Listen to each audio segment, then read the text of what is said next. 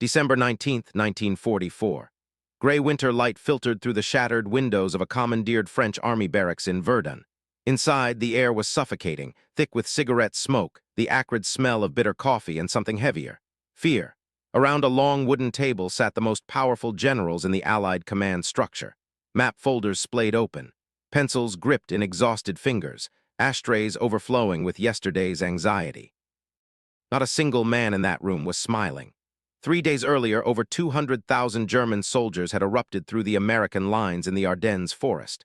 The assault had materialized from nowhere, a ghost army appearing where Allied intelligence had assured everyone Germany was finished, incapable of major offensive action. Yet now, American units were being overrun, surrounded, in some cases simply erased from existence.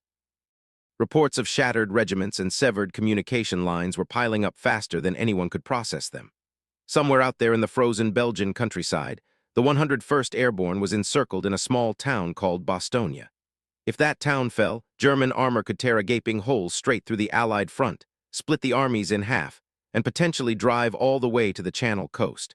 At the head of the table sat Dwight D. Eisenhower, Supreme Allied Commander.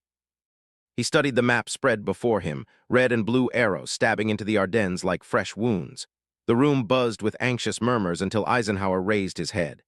His voice, when it came, cut through the tension like a blade. He asked one question, the question every man there had been silently dreading. How soon can someone attack north to relieve Bastogne? Silence dropped like a curtain. Generals stared down at their maps and notes, minds racing through impossible calculations. Distances, fuel reserves, ammunition stockpiles, road capacity, winter storms. To disengage entire formations currently locked in combat, turn them around in freezing weather, and hurl them into a new battle on virtually no notice. It was the kind of logistical nightmare war colleges used as hypothetical exercises, the kind they assumed would never happen in real life. No one wanted to be the first to answer. Then George S. Patton spoke. I can attack with 2 divisions in 48 hours. Heads snapped toward him. Some officers blinked in disbelief. A few assumed he must be joking, another one of Patton's theatrical gestures to impress Eisenhower. 48 hours, to disengage multiple divisions from active combat, wheel an entire army 90 degrees, move more than 100,000 men and thousands of vehicles over frozen, narrow roads, then launch an attack into prepared German positions. It was beyond optimistic. It sounded operationally insane. Every experienced commander in that room understood the scale of what he was promising, and they knew it shouldn't be possible. But Patton's expression was calm, his tone utterly matter-of-fact. There was no bravado in his voice. He wasn't bluffing. He wasn't guessing. He was the only man in that room who had seen this coming and had been quietly preparing for it for 11 days. To understand why, you have to go back to December 9th, 1944. 11 days before disaster, December 9th, 1944. Nancy, France, headquarters of the U.S. Third Army, was humming with the routine business of an army on the offensive. Patton's forces were driving toward Germany, planning further advances into the Saar region. On the surface, everything pointed toward eventual Allied victory. The German army appeared to be collapsing piece by piece, and most senior commanders believed the war in Europe might be over by Christmas. Colonel Oscar Koch, Patton's G2, the officer responsible for intelligence, saw something entirely different. That morning, Koch walked into Patton's office carrying an armful of reports, maps, and decoded signals. Koch was not a man given to theatrics. He was meticulous, analytical, cautious by nature. But there was unmistakable urgency in his eyes as he spread his documents across Patton's desk. For weeks, he'd been monitoring German troop movements all along the Western Front. And a deeply disturbing pattern had emerged. 15 German divisions had vanished. These weren't shattered remnants or skeleton units. They were full-strength divisions, including several panzer formations equipped with hundreds of tanks. They'd been withdrawn from the line, but no one at Supreme Headquarters Allied Expeditionary Force, SHAEF, seemed to know exactly where they'd gone. When Koch raised the alarm, the official explanation was simple and dismissive. Those divisions were being held in reserve to counter any future Allied breakthroughs. Nothing to worry about. Koch didn't agree. He'd spent months studying how the Wehrmacht operated. Holding such massive force simply in reserve didn't match their usual patterns. This wasn't a defensive posture. This was offensive strength, a hammer waiting to fall. He traced lines on the map with his pencil, showing Patton where he believed the missing divisions were concentrating. He pointed to the Ardennes. The Ardennes sector was dangerously thin. 4 American divisions stretched across a front that should have required at least 12. The terrain was notoriously difficult. Dense forests, ravines, narrow, twisting roads that became treacherous death traps in winter. That was precisely why SHAEF intelligence was relaxed about it. No sane commander, they argued, would choose to launch a massive offensive through that terrain in December. Koch reminded Patton of an uncomfortable fact. In 1940, the Germans had done exactly that. They'd driven through the Ardennes, smashed the French and British armies, and reached the English Channel in roughly 6 weeks. The terrain that seemed to guarantee safety had once before been the gateway to catastrophe. Koch's evidence didn't end there. Radio traffic in the sector had spiked dramatically. Prisoners of war spoke of new units arriving behind German lines. Local civilians reported increased activity, convoys moving at night, more patrols, the unmistakable sounds of armor moving under cover of darkness. Piece by piece, the picture sharpened into focus. Patton listened, his expression hardening as Koch laid out his case. Then he asked the critical question, "If you're right, when do they attack?" Koch didn't hesitate. "Based on movement patterns and timing, I estimate the offensive will begin within the next 2 weeks." Patton picked up the phone and called General Omar Bradley, his immediate superior. He presented Koch's assessment clearly: missing panzer divisions, suspicious movements, the dangerously weak American line in the Ardennes. Bradley heard him out but remained unconvinced. SHAEF intelligence disagreed. They believed Germany simply didn't have the strength left for another hammer blow. The war, they insisted, was in its final phase. Bradley advised Patton not to worry. Patton replaced the receiver slowly and looked back at Koch. For a long moment he said nothing. Then he gave a simple order: "Start planning." The secret preparation from that moment forward, while Third Army continued attacking in the Saar, a secret effort began behind the scenes. Patton's staff, under Koch's guidance, drew up 3 detailed contingency plans for a rapid pivot north in response to a German offensive in the Ardennes. The work was painstaking and exhaustive. Truck routes were charted down to specific roads and intersections. Fuel supplies were pre-positioned where they could be quickly shifted. Artillery units were earmarked for fast redeployment. Infantry regiments were assigned exact assembly areas, staging points, and march tables. Timelines were calculated in hours, not days. Every plan depended on precision and coordination on an almost unimaginable scale. They designated 3 possible scenarios. If the enemy drove in from one direction, Third Army would execute Plan A if the situation developed differently. Plan B, if circumstances required another response entirely. Plan C. Each plan covered not just troop movements, but supply logistics, communications networks, and the inevitable chaos of disentangling units from existing combat operations. Some of Patton's officers thought their commander had finally gone too far.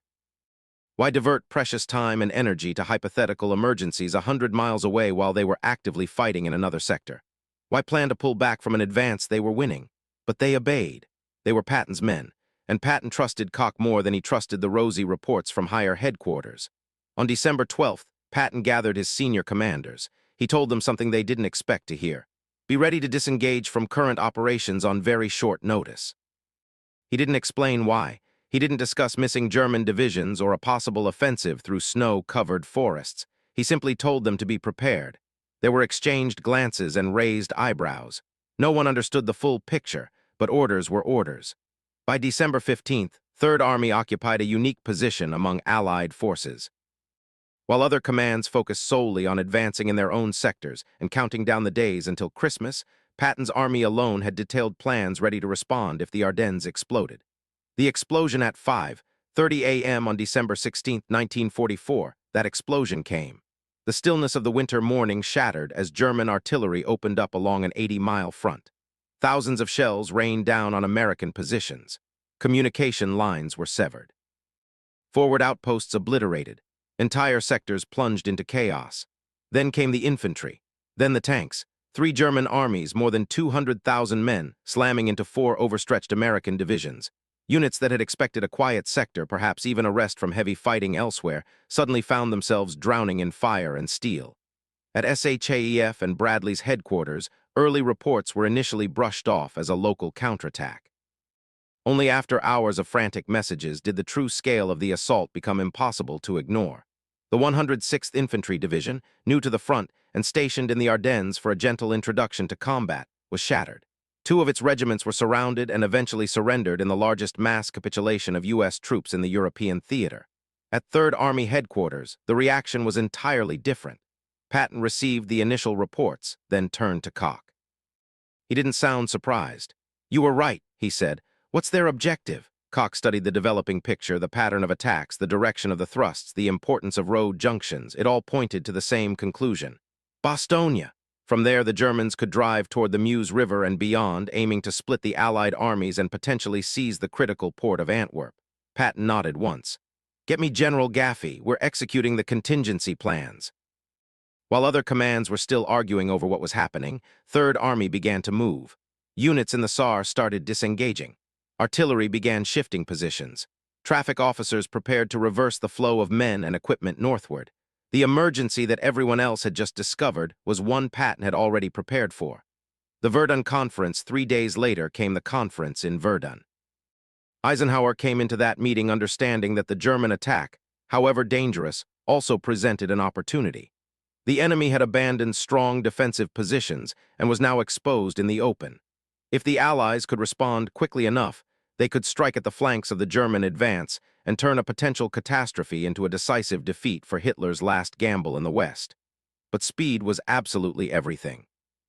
Every hour lost gave the Germans time to deepen their penetration, consolidate gains, and turn temporary breakthroughs into permanent ruptures. Around the table, generals wrestled with the cold mathematics of distance and time. They knew how long it normally took to disengage divisions, redirect supply lines, and reassign operational priorities. The idea of mounting a major counterattack within days seemed like pure fantasy. Then Patton made his declaration. 2 divisions ready to attack north in 48 hours, 3 divisions in 72.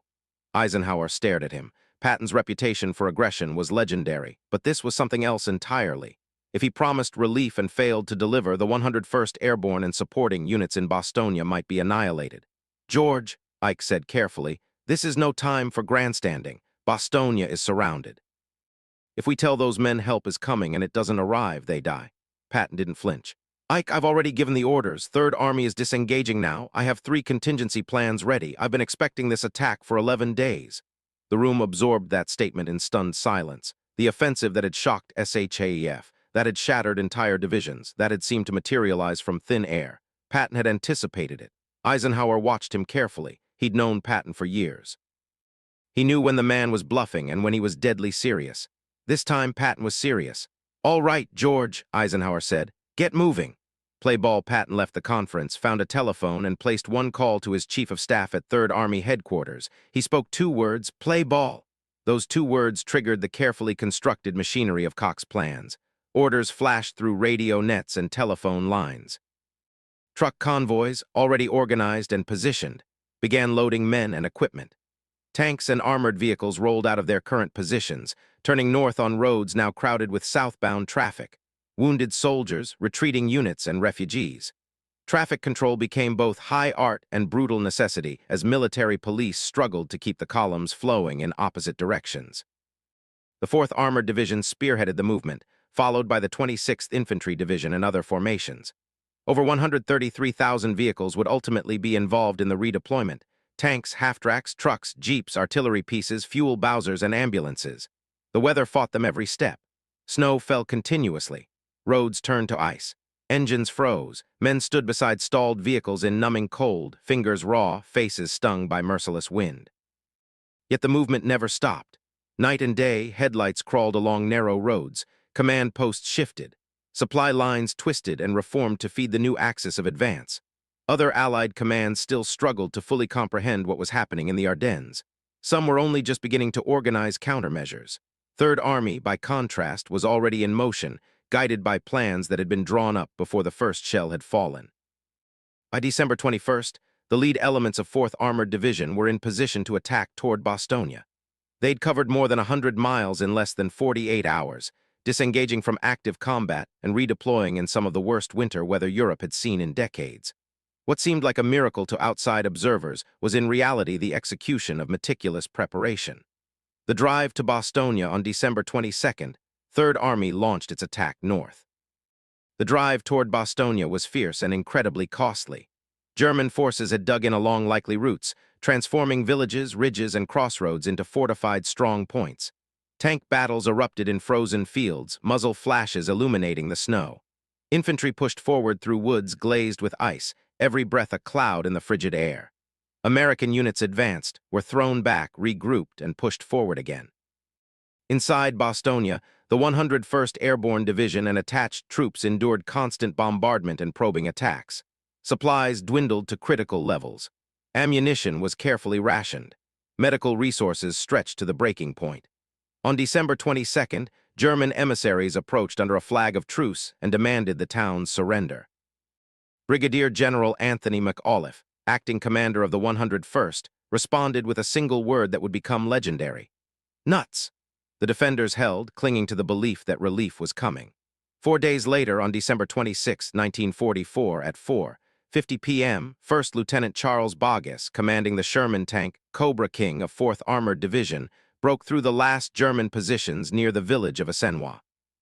His vehicle made physical contact with elements of the 101st Airborne, a literal link between the besieged and their rescuers.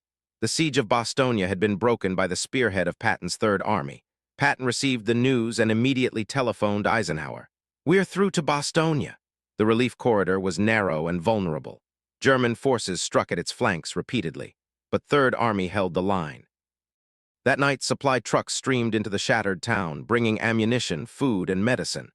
The paratroopers who had endured 8 days of isolation and relentless pressure now had what they needed to keep fighting. The aftermath, the Battle of the Bulge, would rage on into January. The Germans never reached the Meuse. Their timetable unraveled. Their last great offensive in the West failed. But the cost to the Americans was staggering. Over 19,000 killed, more than 47,000 wounded, and approximately 23,000 captured or missing. It was the bloodiest single battle the U.S. Army ever fought. Yet even those terrible numbers could have been far worse. If Bastogne had fallen, if the 101st Airborne and other defenders had been overrun, German armor might have seized the vital road junction and exploited it to drive deeper west. The Allied front could have split. Chaos might have rippled through command structures and supply networks. The shape of the final months of the war in Europe might have been very different. Patton's rapid counterattack didn't just rescue a town. It disrupted the entire German strategy. The intelligence failure and success after the war, American officials examined the intelligence failure that had allowed the German buildup to go largely unnoticed, or rather, unheeded. How had 15 divisions vanished from the order of battle without triggering alarm bells at the highest levels? How had over 200,000 German troops and massive amounts of equipment been assembled for a major offensive while most Allied leaders remained confident the enemy was on the verge of collapse? The uncomfortable answer was that someone had noticed. Oskar Koch had tracked those divisions. He'd identified their movement. He'd predicted not only a German offensive, but its likely direction and objective. His warnings weren't based on hunches or guesswork, but on systematic analysis of multiple intelligence sources. His reports had been passed upward. Bradley had been informed. SHAEF had received the intelligence, and yet they had all largely dismissed it. The reason wasn't purely incompetence. It was assumption. Many senior officers believed the war in Europe was effectively won. From that viewpoint, every new piece of data was bent to fit an existing narrative. Germany was too weak, too depleted to mount a major offensive. Any disturbing signals were explained away as local anomalies or defensive preparations. Koch approached the evidence differently. He didn't assume the war was nearly over. He simply asked what the facts suggested, regardless of how uncomfortable the conclusions might be. His analysis pointed to danger, not safety. Still, intelligence alone changes nothing unless a commander chooses to act on it. Koch's assessment reached multiple headquarters. Most treated it as an interesting but unlikely scenario. Only one major commander took it seriously enough to build detailed plans around it: George S. Patton. He didn't just listen to his intelligence officer. He bet the entire posture of his army on Koch being right when almost everyone else believed he was wrong. He used precious time, staff effort, and logistical resources to prepare for a crisis that might never come. And when the crisis did come, that preparation meant Third Army could do what no other force in the theater could: turn on a dime and counterpunch with overwhelming speed. The invisible victory at Verdun, the other generals had stared in disbelief when Patton calmly promised an attack in 48 hours. To them, it sounded like another example of Patton's legendary bravado. In reality, he'd been quietly putting the pieces in place for 11 days. He wasn't boasting. He was simply describing what he already knew his army could do. In the official histories of the war, Third Army's relief of Bastogne is praised and celebrated. But the 11 days of invisible preparation behind that achievement are often reduced to a footnote. Oscar Koch's name rarely appears outside specialized military studies. His prediction of the Ardennes offensive, one of the most accurate intelligence assessments of the entire conflict, was overshadowed by the broader narrative of surprise and recovery. Yet for those who study command and decision-making, the lesson is clear and enduring. Intelligence has value only when leaders are willing to question their assumptions and act before events force their hand. Preparation isn't glamorous. It doesn't come with parades or decorations. But in moments of crisis, it's the difference between improvisation and execution. The Battle of the Bulge exposed a glaring failure at the highest levels of Allied intelligence. But it also highlighted a single vital distinction. Most commanders heard the same reports and concluded that Germany could not do what the evidence suggested it was preparing to do. Patton and Koch looked at the same information and prepared for the possibility that everyone else was wrong. That's why when the German offensive smashed into the Ardennes and chaos rippled along the front, Third Army stood ready to pivot. Not because Patton was reckless, not because he was lucky, because he believed in planning for the worst even while fighting for the best outcome, because he trusted an intelligence officer who saw what others refused to see. The real story of Bastogne in war, victories are often attributed to courage, firepower, or sheer will. All of those mattered at Bastogne. The paratroopers who said nuts, the tank crews who broke through, the infantry who trudged forward through snow and shell fire. None of it would have been possible without a commander who prepared for the unthinkable before it became reality. That's why George S. Patton was the only general truly ready for the Battle of the Bulge. And that's why, in the end, the story of Bastogne isn't just about desperation and heroism, but about foresight and trust. The quiet work done 11 days before the first shot was fired.